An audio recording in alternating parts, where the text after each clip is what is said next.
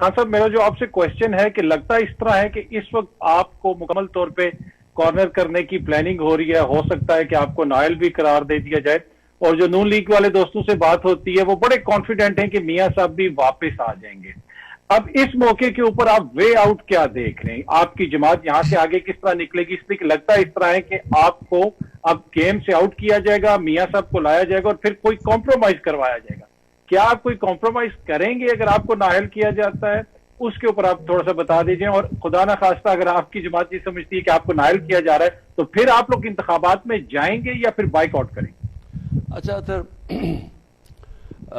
پہلے تو یہ میں انشاءاللہ کل اپنے جلسے میں اس کی تفصیل میں بات کروں گا، لیکن دیکھیں ہوا کیا ہے پاکستان میں۔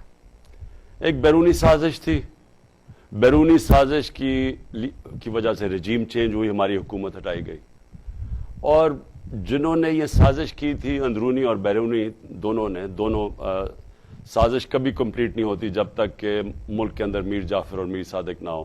میں لوگوں کو تاریخ کا بتاتا رہتا ہوں کہ ٹیپو سلطان کو بھی جب میر صادق چاہیے تھا انگریزوں کو ٹیپو سلطان کو گرانے کے لیے، اسی طرح سراج الدولہ کے لیے ان کو میر جعفر چاہیے تھا سراج الدولہ کو گرانے کے لیے۔ تو یہ اندرونی اور بیرونی سازش ہوتی ہے۔ تو یہ جب ہوا تو اس کے بعد انہوں نے یہ سمجھا کہ پارٹی اب ختم ہو جائے گی، مہنگائی تھی، یہ تھی، پروپیگنڈا اتنا زیادہ تھا۔ اگر آج مہنگائی دیکھیں تو تاریخی مہنگائی ہے۔ آج ذرا ٹی وی کے اوپر دیکھیں، ان چینلز کے اوپر، کیا وہ بات کر رہے ہیں مہنگائی کی؟ کیا وہ ان کو ہے کہ معیشت نیچے چلے گی، بے روزگاری بڑھ رہی ہے، انڈسٹری بند ہو رہی ہے؟ کوئی وہ باتیں کر رہے ہیں اس چیز کے اوپر؟ تو یہ پوری پلاننگ سے ایک سازش کا حصہ تھا۔ یہ جو میڈیا کے اندر پر ایک کیمپین چلی، یہ پرائم منسٹر مصدق جو منسٹر تھے، تو وہ بھی ایسے پہلے میڈیا کیمپین چلی، پھر جو اپوزیشن پارٹیز تھی ان کے اوپر پیسہ چلا، انہوں نے مظاہرے کیے، یعنی جس طرح یہاں لانگ مارچز ہوئی، اور پھر مداخلت ہوئی اور ان کو گرا دیا۔ تو پہلے تو یہ بیرونی تھی، جو ان کو پہلا شوق ملا کہ پبلک سڑکوں پہ آ گئی، اور بہت زیادہ رد عمل عوام کا آیا جب انہوں نے رجیم چینج ہوا۔ دوسرا کہ جن لوگوں کو لے کے آئے وہ اس ملک کے نامور لٹیرے تھے، ان کے اوپر کرپشن کی داستانیں تھیں، 30 سال سے وہ چوری کر رہے تھے، ان سب کو اوپر بٹھا، انہوں نے ایک دوسرے کے متعلق کیا کہا ہوا ہے، کیسز بنائے ہیں، ایک دوسرے کو جیل میں ڈالا چوری پہ، وہی لوگوں کو اوپر مسلط کر دیا۔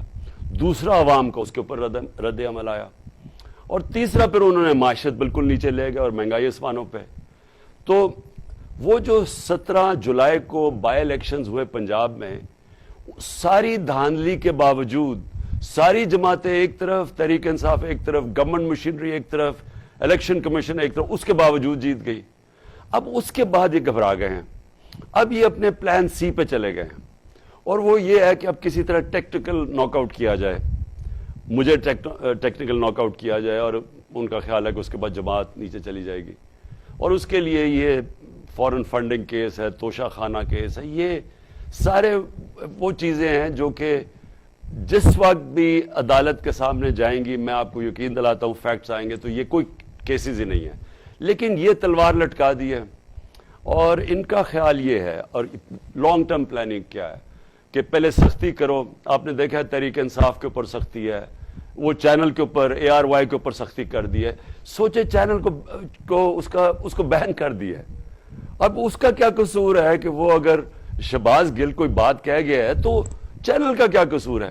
وہ پلان یہ ہے کہ کوئی جو میری آواز ہو وہ بند کی جائے، اور آواز بھی بند کی ہو۔ جو مخالف چینلز ہیں، یہ ٹی وی پہ دیکھیں کس طرح کا شدید پروپیگنڈا چل رہا ہے، یہ فوج کو جی عمران خان نے یہ کہہ دیا، ہر چیز ڈھونڈی جا رہی ہے، یہ پورا پروپیگنڈا ہے، اس کے اوپر پیسہ چلا ہوا ہے، اور کوشش یہ ہے کہ پھر یہ پروپیگنڈا کے بعد کوئی بین آ جائے، اور پھر ڈیل یہ کی جائے کہ اچھا جی عمران خان کو بھی ہم اگر یہ بین ہٹاتے ہیں تو نواز شریف کا بھی وہ جو نااہل ہوا ہے وہ بھی ہٹا دیں۔ یار اس طرح کی کوئی باغین ہے، یہ اتنا خوفناک پلان ہے، اس سے پاکستان کو کوئی سمجھ ہی نہیں رہا کہ کتنا بڑا نقصان ہونا ہے۔ ایک پاکستان کی فیڈرل پارٹی کو، پہلے واحد پاکستان کی پارٹی ہے جو سارے صوبوں میں ہے، آج ایک اگر نیشنل ملک کو اکٹھا رکھ سکتی ہے فیڈریشن کو, وہ تحریک انصاف ہے.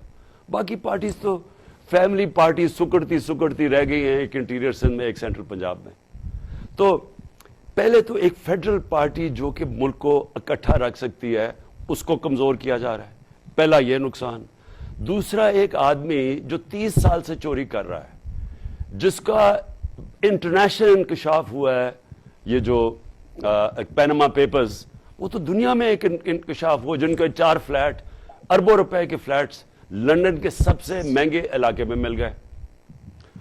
اس کے بعد وہ آ گیا کہ وہ بیٹی کے نام پہ وہ فلیٹس لیے تھے نواز شریف نے, تو اس کے اوپر اس کو کنوکشن ہوئی ہے.